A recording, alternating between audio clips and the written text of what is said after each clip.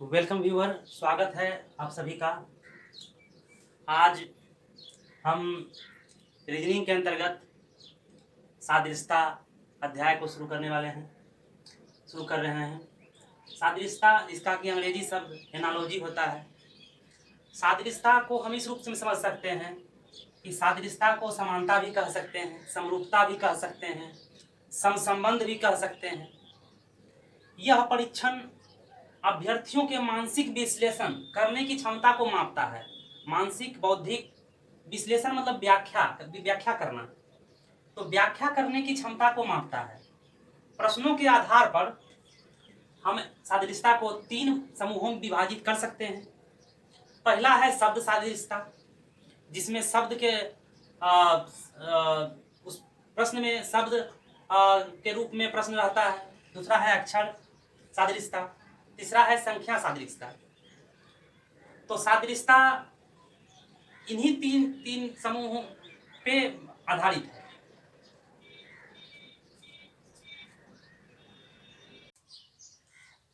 शब्द सादृश्यता के अंतर्गत कई अन्य समूहों में बांटा गया है। शब्द एवं उसके विलोम, इसमें शब्द का विलोम दिया रहता है और तीसरा शब्द दे करके उनका विलोम को पूछा जाता है।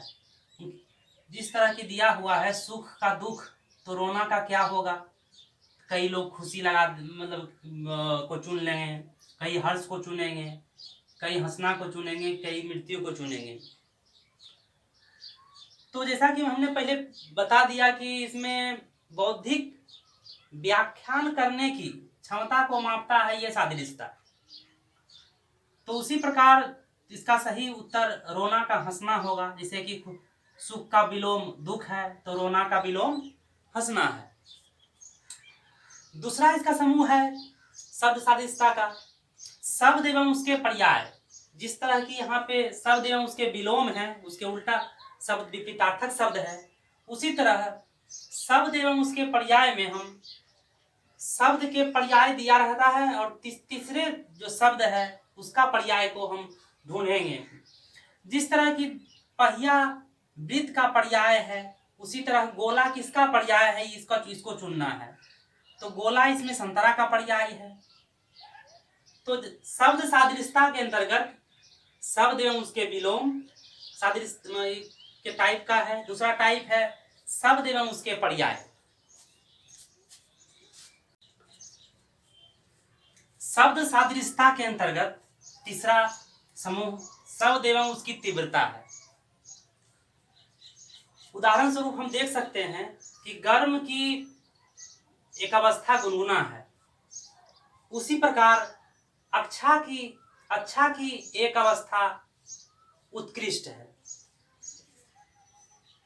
चौथा समूह देख सकते हैं उत्पाद एवं कच्चा माल, कि कौन सा वस्तु से कौन सा उत्पाद तैयार होता है। जिस प्रकार कपड़ा कपास का वो एक उत्पाद है, उसी प्रकार ईंट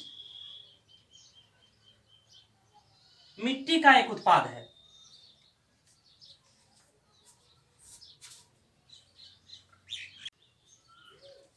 शब्द सादृश्यता का 5वां समूह है वर्ग तथा जंतु समूह।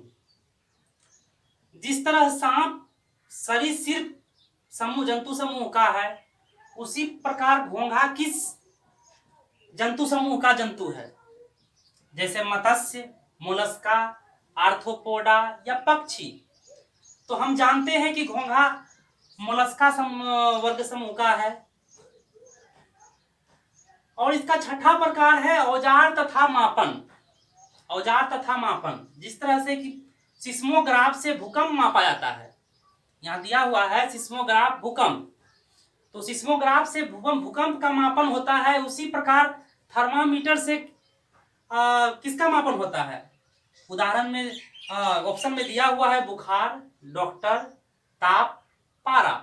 पारा का तो मापा नहीं जा सकता है, डॉक्टर को भी मापा नहीं जा सकता। बुखार को मापा जाता है, लेकिन बुखार के अंदर ताप का मापन होता है थर्मामीटर से, इसलिए इसका उत्तर ताप होगा। तो हम देख रहे हैं कि पांचवा जो शब्द सादृश्यता का समूह है वर्ग तथा जंतु समूह, और छठा औजार तथा और मापन समूह। शब्द सादृश्यता का सातवां समूह है कारण और प्रभाव। जिस प्रकार घेंघा रोग आयोडीन की कमी के कारण होता है, उसी प्रकार क्या गाड़ी के कारण चलना होता है, किताब के कारण पढ़ना होता है, एनीमिया के कारण रक्त होता है, या दवा के कारण बीमारी होता है।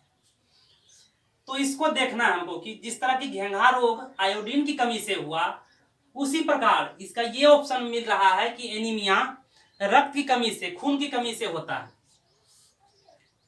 अगला जो समूह है वो है भौतिक राशि एवं उसके मात्रक।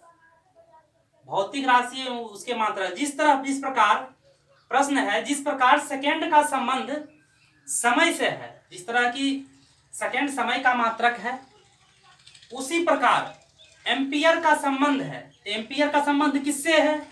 विद्युत धारिता से है कि विद्युत धारा से है कि आवेश से है कि चुंबकत्व से है। जैसा कि हम लोग जानते हैं कि एम्पियर का संबंध विद्युत धारा से है, इसीलिए इसका विद्युत धारा होगा।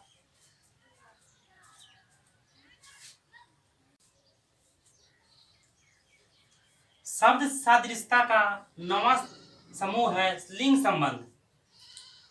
जिस प्रकार बुल का संबंध काव है, जिस तरह की इसका मेल, काव का मेल बुल है और बुल का फीमेल काव है, उसी प्रकार हॉर्स का स्त्रीलिंग या फीमेल क्या होगा? तो ऑप्शन दिया हुआ है एनिमल, मीट, मेयर और स्टेबल। जैसा कि हम जानते हैं कि हॉर्स का फीमेल मेयर होता है, इसलिए यहाँ पे मेयर होगा। और 10वां समूह इसका है राज्य और राजधानी। जिस प्रकार बिहार की राजधानी पटना है, उसी प्रकार सिक्किम की राजधानी क्या होगी? ऑप्शन में दिया हुआ है गंगटोक, अगरतला, शिलोंग और सिलीगुड़ी। तो हम लोग जानते हैं कि सिक्किम की राजधानी गंगटोक है, इसलिए इसका ये होगा।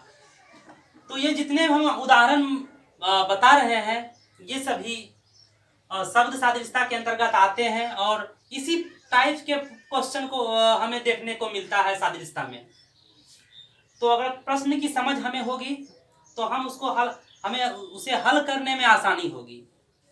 तो प्रश्न की समझ के लिए ये जानना बहुत जरूरी है।